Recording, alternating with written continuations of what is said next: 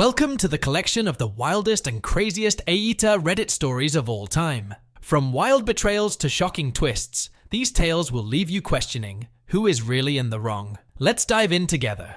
The first story for this collection is from helpful_listen_1765. AITA for telling my wife to show me her phone after I got an email accusing her of cheating. I, 47M, have a comfortable and fulfilling life. I have a job I truly enjoy. I live in a nice suburb and am blessed with 3 wonderful children, M8, F6, F4, and a lovely wife, Emily, 45. I've always felt Emily and I were an ideal match. However, a recent email I received has deeply unsettled me and planted a seed of doubt in my mind. Emily lived in the UK between 2010 and 2015, during which time she pursued a PhD. Because she lived there so long, she developed many close friendships and has made it a point to return every couple of years to maintain those ties. This past August, she traveled to the UK for 3 weeks to attend the wedding of one of her close friends. After some consideration, we agreed that it would be best for me and the children to remain at home, as I could not take that much time away from work, and the children were unlikely to find much enjoyment in such an event. Emily departed, returned as expected, and life returned to normal for us. Last week, I received an email on my work email address. It was supposedly from the wife of Emily's friend. I'll call him Jake, 44M. According to this woman, she has a very strong reason to suspect that Jake and Emily engaged in an affair. She listed off her suspicions, noting Jake had picked Emily up from the airport, spent considerable time at her hotel, and how the two of them frequently went out to dinner alone. She even included pictures of my wife's earrings that she said she found in Jake's pockets when she was doing the laundry, and pictures of a lipstick stain on his shirt. The color is one I recognize as something Emily often wears. There is some other evidence she listed off. For the sake of conciseness, I will not include them here. All this was a lot to absorb, and for a while, I thought it was some sort of joke, so I tried my best to ignore it, but it kept coming back into my mind. I remember that before her trip, my wife would talk to all her friends there. I don't know if this email is influencing my memory, but I think she probably spoke with Jake the most. Additionally, I know Emily never liked Jake's wife, though I can't say why. I've never pried into Emily's phone or social media accounts before, but I feel very tempted to now. However, I know I'd feel terrible if I looked and found nothing. Also, if I start acting suspicious, wouldn't she just delete everything out of fear of being found out? I am unsure of how to move forward, and would welcome any guidance on handling this. The best I can currently come up with is asking to see her phone immediately after confronting her about it, so as to not give her no time to delete anything, though part of me thinks this would upset her, and potentially not even show anything. AITA? Edit. I forgot to include, my wife no longer has these earrings. She wasn't wearing them when she returned, and when I asked, she said she lost them. Update. A few hours after sharing my first post, I confronted Emily. She confirmed my fears. She claims she's in love with Jake, and can't live a lie any longer. She still claims to love me and the kids, but says she can't stay with us any longer. According to her, she was waiting for a better time to tell me and the children. Apparently, this has been going on since March, with Jake flying out here occasionally and Emily secretly meeting him. We're getting divorced. Emily is moving to the UK soon. She confirmed that in August, in addition to the wedding, she attended a job interview, and she's set to start around the new year. She's already applied for a British visa. She plans to live with Jake once she moves. As for custody, Emily is voluntarily surrendering her chance of full custody. She doesn't want to uproot the kids, so they'll stay here in Canada with me. There's a part of me that appreciates that decision, but there's also the part that is astonished at how easily she's walking away. She wants to pay child support, but I'd rather raise my children without her financial influence. That said, the court will likely insist on support, regardless of my feelings. Emily is also seeking structured visitation rights, which, given the circumstances, will likely be granted. Based on what I've been told, the court generally leans toward arrangements that allow both parents to maintain relationships with the children, even when one is relocating to a different country. The lawyers are still working out the details, but it seems she'll have visitation during school breaks and holidays, with the possibility of virtual calls in between. I've been keeping things as amicable as possible, and the more cooperative I am, the more Emily seems to agree with my demands. We are also discussing the future of our home. Emily has expressed a desire to sell the property and divide the proceeds. While I am reluctant to part with the family home, it is unlikely I have much of a choice, since it was bought during our marriage. For now, Our lawyers are still working through the details, and no final decisions have been made. Given the situation, it could be a good while before we reach a resolution. In the meantime, I've been advised not to make any major financial moves. As much as I want to stay here with the children, I know selling is most likely inevitable. As of this writing, Emily is in an Airbnb, and Jake has flown here to stay with her. They plan on traveling to the UK at some point in the near future. My lawyer tells me that adultery isn't grounds for special treatment when it comes to custody or property division. Therefore, it won't influence how assets are divided, unless marital funds are directly involved. Emily likely used money from her personal account. Unless it can be proven she used our joint finances to fund the affair, it's unlikely this will make any difference in court. I have been in regular communication with Jake's soon-to-be ex-wife, Eleanor, primarily through email, and more recently, we've spoken over the phone a few times. Eleanor apologized, saying she felt guilty for telling me about the affair, and worried that if she hadn't, maybe my marriage could have been salvaged. I reassured her that, for me, the gravity of the situation made divorce inevitable, and I'd rather not remain in the dark about something of this significance. She even sent me messages and other evidence of their relationship. But since Emily is openly admitting to the affair, it doesn't really matter in the context of the law. Eleanor has also told me a lot about Jake. Apparently, this is the third time he's cheated on her, and she's had enough. There's no chance of reconciliation this time, she says. And he doesn't seem interested in trying. She mentioned that Jake has zero desire to raise children who are not biologically his, which explains why Emily's not fighting for custody. Eleanor's divorce will most likely be much longer and more drawn out than mine, given that both her and Jake want full custody of their children and can't agree on several other issues. I haven't had much time to process everything. These past 2 weeks have felt like a blur in every way. But one thing I can say with certainty is that I have nothing left for Emily. Not because she betrayed our marriage, but because of how easily she's walking away from our children. I never thought I could hate someone I once loved so much. It's a strange feeling. The hardest part in all of this is the children. My 2 youngest daughters have started asking why their mother isn't around as much anymore, and it's been very difficult trying to communicate with them about the nature of the situation. My eldest seems to understand a little more, and as a result, he has become quiet and withdrawn. I'm fortunate to have a family that has been incredibly supportive so far. My children have received numerous thoughtful letters from some of their cousins, which I've been reading to them each night. All my siblings have also sent gifts for the kids, and one of my brothers, along with his wife, drove up to visit over the past weekend. My sister-in-law even prepared plenty of food, some of which is still in the freezer. They also kept the children entertained while I met with my lawyer. My other siblings have also offered to come by and look after the kids whenever I need them. Beyond that, my parents have been calling daily to check in on us, and my 78-year-old mother has already made plans to stay with us for 2 weeks in November to help around the house. The collective effort of my family has made this experience much more bearable, and I'm deeply grateful for all their support. To everyone who encouraged me to speak with Emily after my last post, I'm grateful. I was tempted to ignore Eleanor's message, but it kept gnawing at me. Your advice gave me the courage to act. Emily has shown herself to be a liar, and I have no doubt that her idea of a better time was simply when it would cause the least inconvenience for her and Jake. Second update. Think of this less as an update and more as a chance to vent a few things now that I've had more time to process my situation. I know that Emily often traveled back and forth to the UK during our marriage. She claims her affair with Jake only began in March 2024.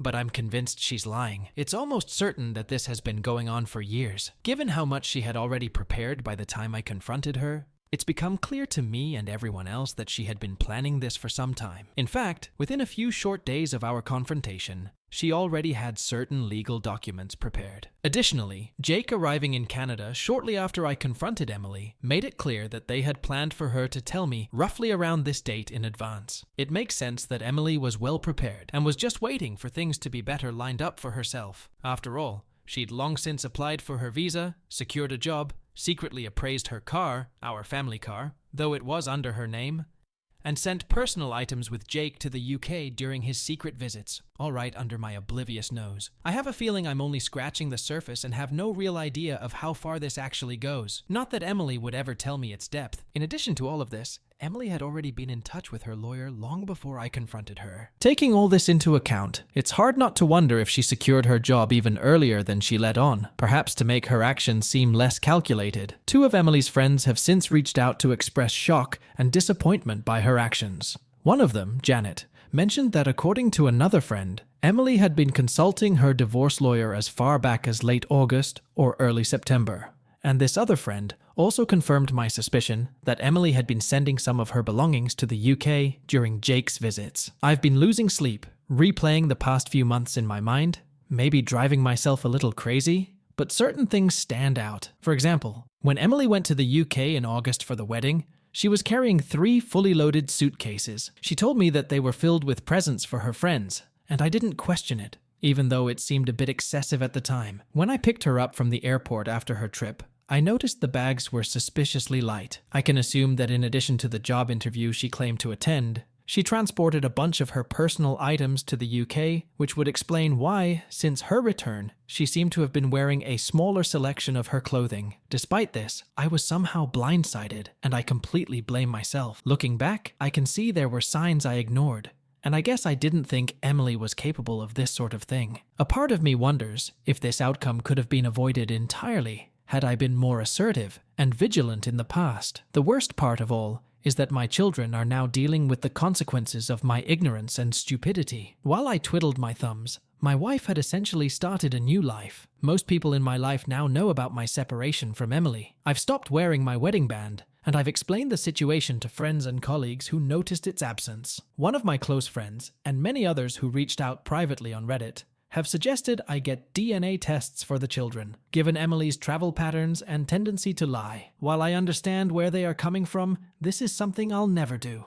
I'd never assign my children to another man. Nothing will change that. Life without Emily has thus far been difficult. Mornings have become a hectic rush. Between getting the kids ready and getting myself out the door, I'm barely on time for work for nearly half the week. It's frankly exhausting trying to keep up with all the extra parenting duties I have to perform throughout the day.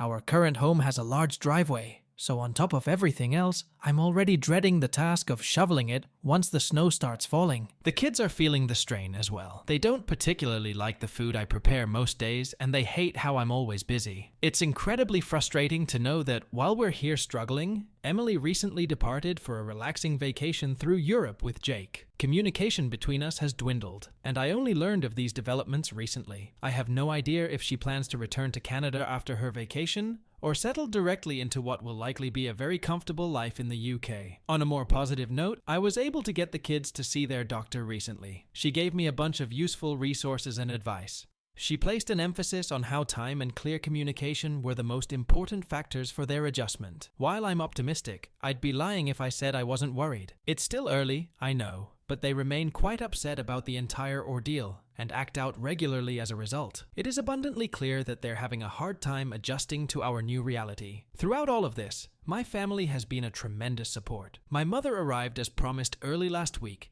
and things have already become significantly easier. The kids enjoy her cooking and spending time with her. Her presence has also freed me to handle other tasks. Whenever the divorce is finalized, I plan to designate my eldest brother and sister-in-law as legal guardians for the children. They live relatively nearby and have already agreed to take on that role if needed, which brings me some peace of mind. However, I highly doubt this will be anytime soon. Given my much busier schedule and Emily dragging her feet before traveling, the whole process has slowed to a snail's pace. One of the hardest aspects of all this has been making decisions about our family home. After considerable thought and speaking it over many times with my family, I'm leaning towards selling at this stage. Emily has already offered me a bit more than half of the proceeds since she sold our SUV right before leaving the country. My lawyer has noted that selling the SUV before we finalized anything was premature on her part, considering I contributed significantly 40% to the purchase. He thinks I have strong grounds to seek reimbursement elsewhere in our asset division, which aligns with Emily offering more of the house.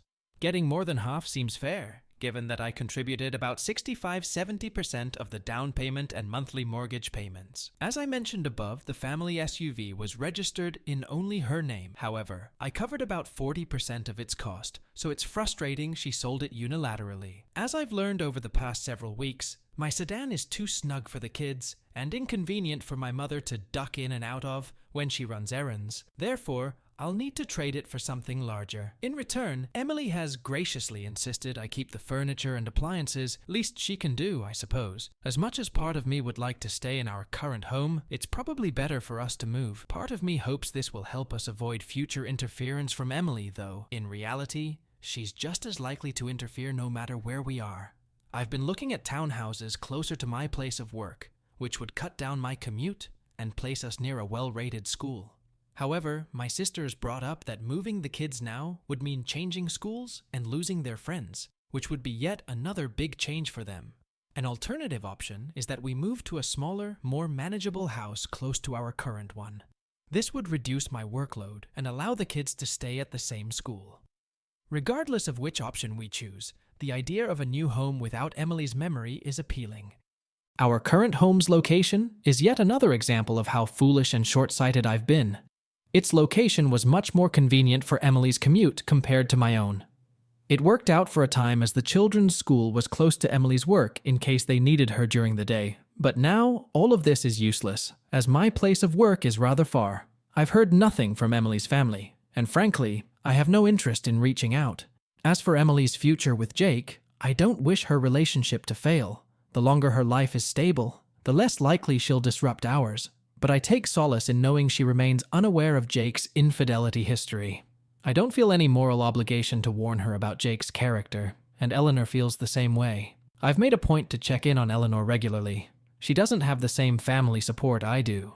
Her immediate family is charmed by Jake's ample wealth and believes that she should do whatever it takes to keep him, even though it is clear that neither he nor Eleanor wants reconciliation.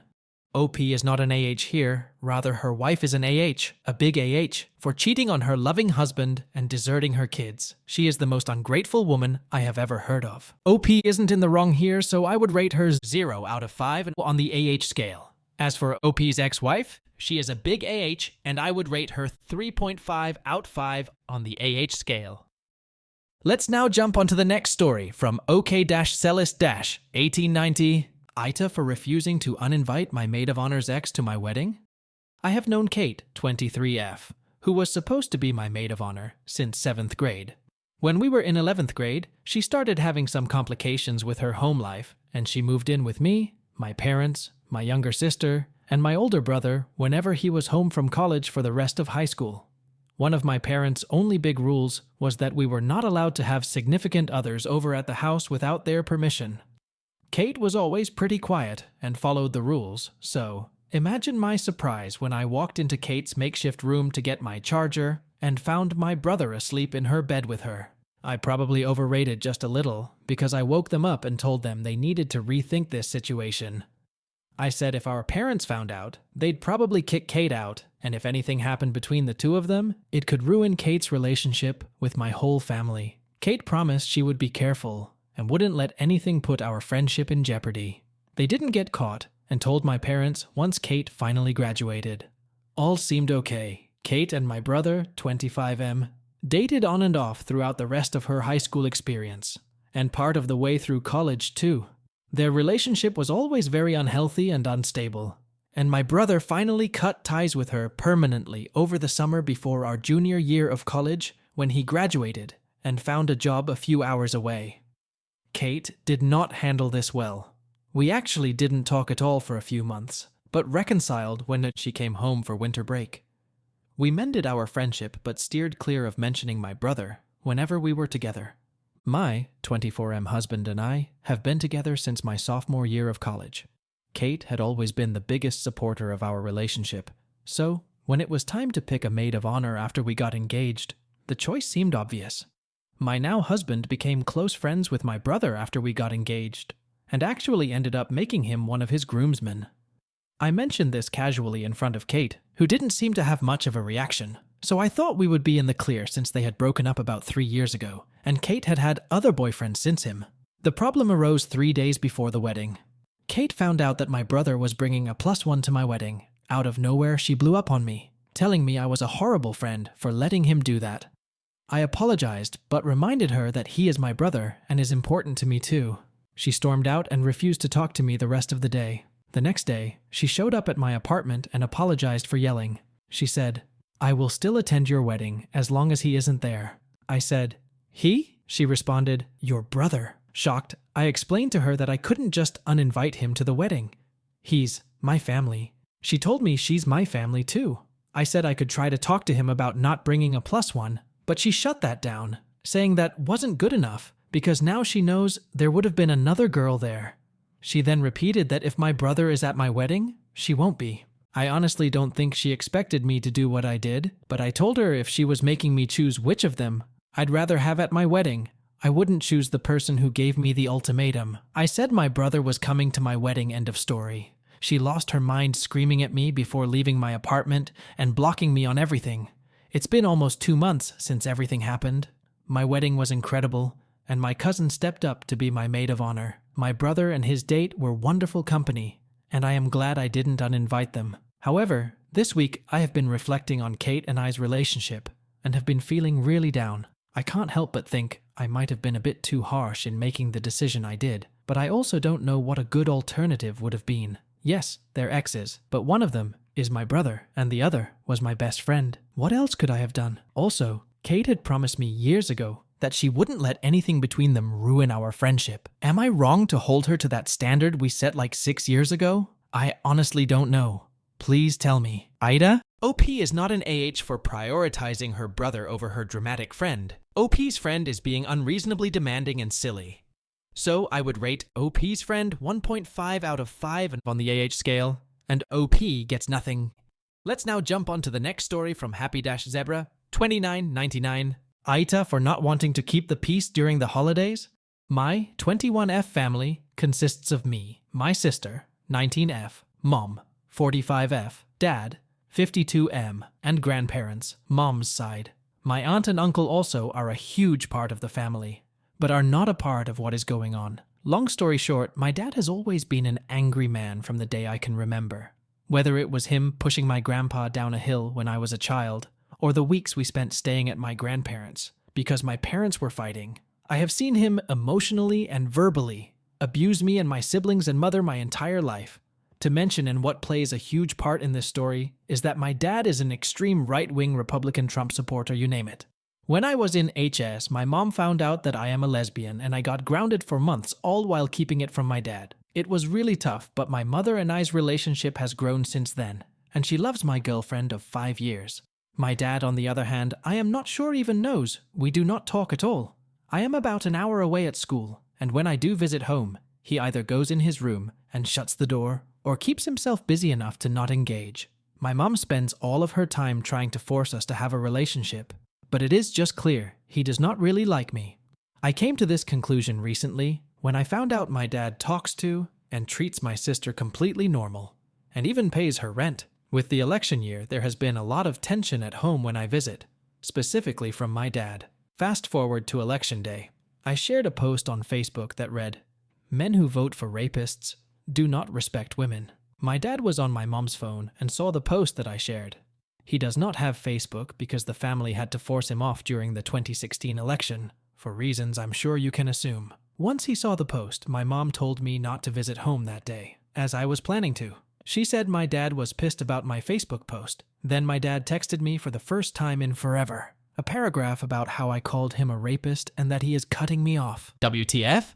I will admit, I responded with the laughing, crying emoji and kept saying, "I'm not doing this with you." He goes on and on insulting me, blowing my phone up, calling me a coward, failure, and trying to threaten me to return the car home. While all of this was going on, I was sending my mom the screenshots, and she was assuring me that she was not taking my car, that's everything is in her name, and that she will get to all of it after her meetings at work. As soon as her meetings are over, my dad took his anger out on her and even tried calling the cops on me to report the car stolen and tried throwing all of my things away. He even told my mom to pick between me and him. They had a huge fight, which resulted in me having my phone service turned off and logged out of streaming services, since that's the only thing he actually has over me. My mom is the breadwinner. My mom left my grandparents for the night and has been talking divorce ever since. I am very close with my grandparents, and when my grandmother heard and saw all the nasty things he was saying to both me and my mom, she was 100% against my dad. My dad decided to up and drive 14 hours out west. Dramatic, I know. While he was gone, he did not speak to anyone but my sister, who at the time had no clue what's going on. He was sending her pictures of his trip, like nothing even happened. Like he did not just cut me off and make my mother choose between me and him. This entire time he has been gone. My mother has been making plans for divorce, talking with me and my grandma about selling the house, getting on a new phone plan, and new cars. My mom made it very clear she's done with him, and it was a long time coming after everything he's put us all through, until he came back. My mom said she was going to talk to him, and afterwards called me to tell me how he was crying, and wants to talk to me, and knows he messed up. Are you serious? Like he does not just get to put on that whole show and make both me and my mom cry for days and come back around. Let alone after the things he said to me, I do not want to talk to him anytime soon. My mom goes on about how my sister is upset and stressed about Thanksgiving and her birthday coming up in December, and she just wants to get through the holidays together. I did not have it in me to argue back with her until she mentioned right after that I should come home next week to talk to my dad. This made me furious. I said absolutely not, and I will not be talking to him for a long time, and I will not be going to Thanksgiving or Christmas either. She got really upset and said I am wrong for not just doing this for her, and that divorce isn't still completely off the table, but I've seen this cycle before. It's just that she has never confided in me about wanting to leave him, and she even said that there is no going back from this. I feel like she is just forgetting about everything he did and spoke. Even my grandparents are furious she's not staying strong against him, but they're saying to just keep the peace for the holidays. AITA for not wanting to go home and keep the peace? OP is not an for setting boundaries and prioritizing her mental peace and well-being. She cannot be an for all this because she has every right to distance herself from her toxic father. This passive-aggressive approach of her father cannot be justified. Kudos to OP for standing up for herself. As for scores, I would rate OP 0 and OP's father 3.5 out of 5 on the scale.